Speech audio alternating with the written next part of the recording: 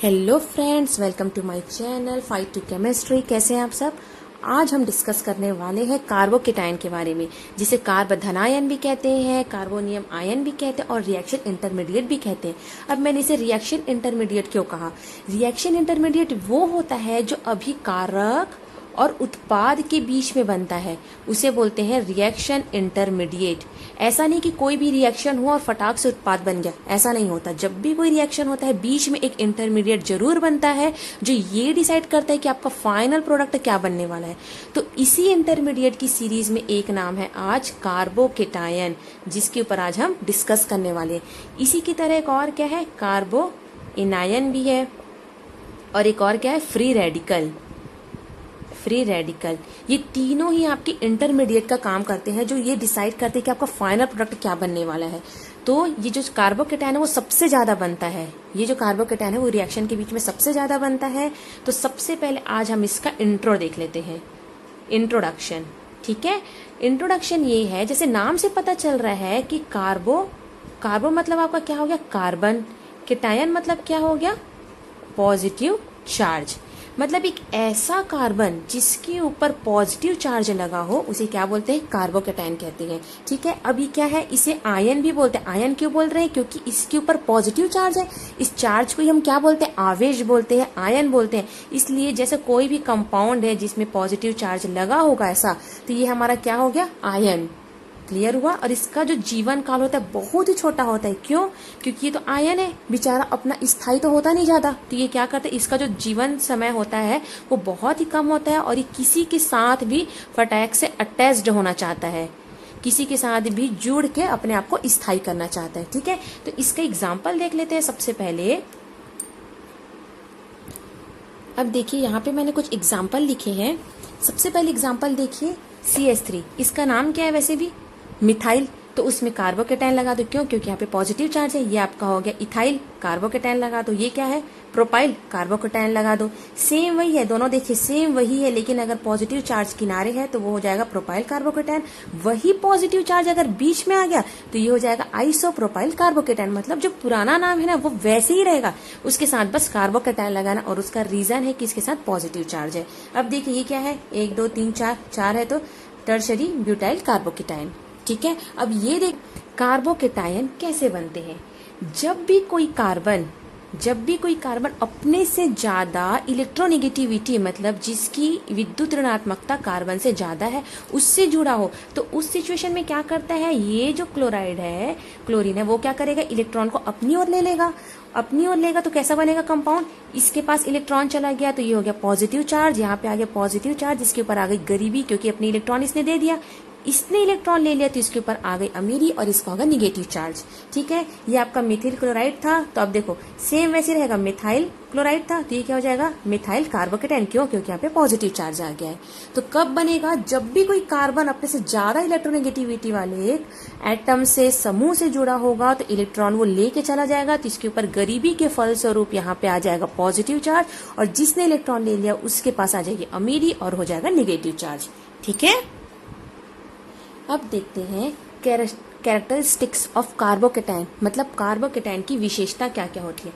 सबसे पहला क्या है, कार्बोकेटायन आपके क्या होते हैं, आयन होते हैं। आयन क्यों होते हैं, क्योंकि इसमें पॉजिटिव चार्ज है, इसलिए आपका क्या हो गया, ये आयन हो गया। ठीक है, तो आयन होने के कारण ये ज्यादा स्थायी नहीं होते हैं, इसलिए इनका जीवन काल बहुत ही कम होता है, और ये देखते रहते हैं कि मैं किसी के साथ अटैच हो जाऊं, किसी के साथ भी किसी के साथ भी, और उसके बाद क्या हो जाऊं, स्थायी हो जाऊं। ठीक है, सेकेंड, इसमें क्या हुआ, पॉजिटिव चार्ज आया था, मतलब क्या हुआ, इसका इलेक्ट्रॉन कोई लेके चला गया, मतलब यहाँ पे इलेक्ट्रॉन की कमी रहती है। तो कार्बोकेटायन में हमेशा 6 इलेक्ट्रॉन ही होते हैं। क्यों, क्योंकि इसका इलेक्ट्रॉन कोई ले जा चुका है, जो भी इसके साथ एटम जुड़ा होगा, समूह जुड़ा होगा, वो इलेक्ट्रॉन ले गया, तो इसके पास क्या हो गया, 6 इलेक्ट्रॉन। ऐसे में कितने इलेक्ट्रॉन रहते हैं, 8 इलेक्ट्रॉन रहते हैं, लेकिन इलेक्ट्रॉन ले गया तो 6 इलेक्ट्रॉन हो गए। ठीक है, अब क्या होता है, जब भी इलेक्ट्रॉन की किसी के पास कमी होती है, इलेक्ट्रॉन की जिसको भी चाहत होती है उसको हम बोलते हैं इलेक्ट्रोफाइल। तो हमारा कार्बोकेटायन क्या होता है, इलेक्ट्रोफाइल होता है। क्यों, क्योंकि इसके पास इलेक्ट्रॉन की कमी होती है, और जिसको भी इलेक्ट्रॉन की चाहत होती है वो क्या होता है, इलेक्ट्रोफाइल कहलाते हैं। ठीक है, तीसरा हमारा क्या है, इसका जो अष्टक है, वो पूर्ण नहीं हुआ है, इलेक्ट्रॉन चले गए। पहले तो अष्टक बेचारे का पूर्ण था, 8 इलेक्ट्रॉन थे, अष्टक पूर्ण था, बट इलेक्ट्रॉन जाने से इसके पास 6 इलेक्ट्रॉन हो गए, तो इसका अष्टक पूर्ण नहीं है। अष्टक मतलब ऑक्टेंट इसका, ठीक है, ऑक्टेट इसका कंप्लीट नहीं है, तो इसलिए क्या होते हैं, ये अपने अष्टक को पूरा करने के लिए बहुत ज्यादा सक्रिय रहते हैं। सक्रिय रहते हैं मतलब ये किसी न किसी के साथ जुड़ना चाहते हैं, इधर उधर घूमते रहते हैं कि भैया मैं फटाक से जुड़ूं, अपना इलेक्ट्रॉन लेके अपना 2 इलेक्ट्रॉन और बढ़ा लूं और अष्टक पूर्ण कर लूं, या किसी के साथ जुड़ के स्थायी हो जाऊं, ठीक है। इस हिसाब से क्या होगा, हमारा निष्कर्ष यही निकलता है कि जो कार्बोकेटायन रहते हैं बहुत ज्यादा सक्रिय रहते हैं, रिएक्टिव रहते हैं, ठीक है। अब अगला है हमारा चौथा कि कार्बन में sp2 संकरण होता है, sp2 हाइब्रिडाइज्ड होते हैं।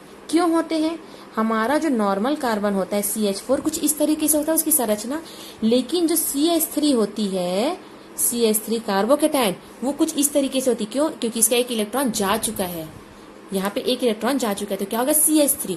अब हमको पता है ये सब सिग्मा बॉन्ड है, जितने भी कार्बन के साथ सिग्मा बॉन्ड होंगे वही संकरण होगा। तो इसमें कितने, 1 2 3, और 3 मतलब क्या होता है, 2 और 1 3, मतलब sp2 संकरण। इसमें sp4 होगा, लेकिन इसमें sp3 होगा, लेकिन इसमें sp2 होगा। 1 2 3 तीन ही सिग्मा बॉन्ड है, तो sp2 संकरण होगा, ठीक है। उसके बाद पांचवा देखिए, sp2 संकरण होने के कारण इनकी जो संरचना है वो क्या होगी, समतलीय त्रिकोणीय होगी। समतलीय त्रिकोणीय किसको बोलते हैं, कुछ इस तरीके से रहता है। ये हो गया कार्बन, ये हो गया आपका R R और R, ठीक है। इन सब के बीच में 1 डिग्री होता है, ठीक है, 120 डिग्री, इन सब के बीच में 120 डिग्री रहता है। क्लियर हो गया। अब देखिए, आपने ऐसा कुछ पढ़ा है, आपने पढ़ा होगा संकरण में, संकरण मतलब आपका हाइब्रिडाइजेशन, ठीक है। कार्बन का जो संकरित अवस्था रहती है कुछ इस तरीके से रहती है, 2s2 2px 2py 2pz, उसमें 4 इलेक्ट्रॉन होते हैं, तो 1 2 3 4। एक्साइटेड स्टेज जब आता है, जिसे बोलते हैं उत्तेजित अवस्था, तो क्या होता है, ये जो इलेक्ट्रॉन रहता है वो इस खाली कक्षक में चला जाता है, कुछ इस तरीके से। अब इसमें क्या होता है, sp2 संकरण होता है, तो उसके बाद क्या होगा आपका, 1 2 3 कक्षक बस लेगी, इसको 2pz को छोड़ देते हैं, उसका एक इलेक्ट्रॉन वैसे ही रहेगा, और आपका 3 संकरित कक्षक, 3 हाइब्रिडाइज्ड ऑर्बिटल बन जाएंगे, ठीक है, कुछ इस तरीके से। अब क्या होगा, जब कार्बोकेटायन होगा, मतलब C+ है, मतलब इसका एक इलेक्ट्रॉन और कम है, एक इलेक्ट्रॉन कम है, मान के चलिए 1 2 3 ही हो गए। अब क्या होगा, इसमें भी एक इलेक्ट्रॉन कम है, तो ये जो इलेक्ट्रॉन है वो यहाँ जाएगा, ठीक है, ये जो है वो एक इलेक्ट्रॉन यहाँ आ जाएगा। उसके बाद इसमें sp2 संकरण होगा, तो ये देखिए ये जो बना है ना, ये जिसके साथ बना है वो R है, 1 2 3, तो 3 R इसके साथ 3 संकरित कक्षक बना लिए।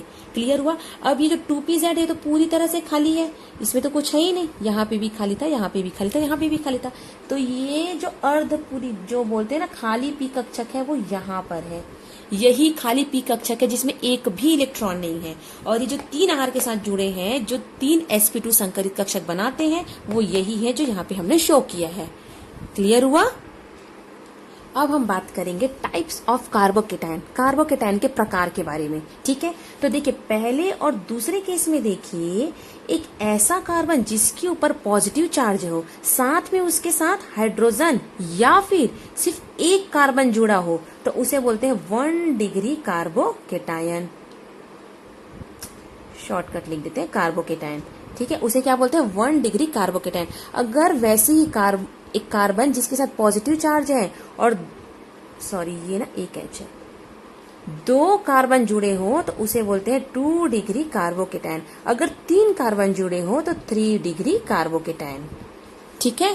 अब देखिए, आपने पढ़ा है इंडक्टिव फैक्ट पढ़ा है, अगर आपने नहीं पढ़ा इंडक्टिव फैक्ट तो आप यहाँ पे क्लिक कर सकते हैं। इंडक्टिव फैक्ट में हमने क्या पढ़ा था कि CH3 के पास +I इफेक्ट होता है, ठीक है। +I इफेक्ट मतलब क्या होता है, ये इलेक्ट्रॉन को अपने से दूर भेजता है, इसको इलेक्ट्रॉन नहीं चाहिए, अपने से इलेक्ट्रॉन दूर करता है, तो ये इलेक्ट्रॉन इसको देगा कार्बन को, ये भी इलेक्ट्रॉन देगा, ये सब जो CH3 जितने भी हैं वो सब इस C+ को क्या करेंगे, अपने इलेक्ट्रॉन देंगे। क्यों देंगे, क्योंकि इसके पास +I इफेक्ट है, ये अपने पास इलेक्ट्रॉन नहीं रख सकता, ये हमेशा इलेक्ट्रॉन दान करता है। तो अब देखिए इस केस में क्या हुआ, यहाँ पे तो कोई CH3 नहीं, इसको कोई दान नहीं करेगा। अब देखिए इस वाले केस में देखिए, एक जो CH3 है वो C+ को इलेक्ट्रॉन दे रहा है, तो जब इसको इलेक्ट्रॉन देगा तो इसकी जो गरीबी है प्लस जो इसका इफेक्ट है जो प्लस चार्ज है वो क्या होगा, कम होगा। ठीक है, तो ये क्या हो जाएगा, थोड़ा सा स्थायी हो जाएगा। इस केस में देखिए यहाँ तो दो CH3 इसको ये इलेक्ट्रॉन दे रहे हैं, तो इसकी गरीबी और ज्यादा कम होगी, इसका पॉजिटिव चार्ज और कम होगा। इस कार्बन को 3 CH3 अपने इलेक्ट्रॉन दे रहे हैं, मतलब इसकी गरीबी और ज्यादा कम होगी और इसका पॉजिटिव चार्ज बहुत ज्यादा कम होगा। तो जहां पे भी आप एकदम कंठस्थ कर लीजिए इस चीज को, जिस कंपाउंड का चार्ज कम होता है वो हमेशा स्थायी होगा, जिस कंपाउंड का चार्ज बढ़ता है वो अस्थायी होगा। तो इस केस में इसका चार्ज सबसे ज्यादा कम हो रहा है, तो ये सबसे ज्यादा स्थायी होगा।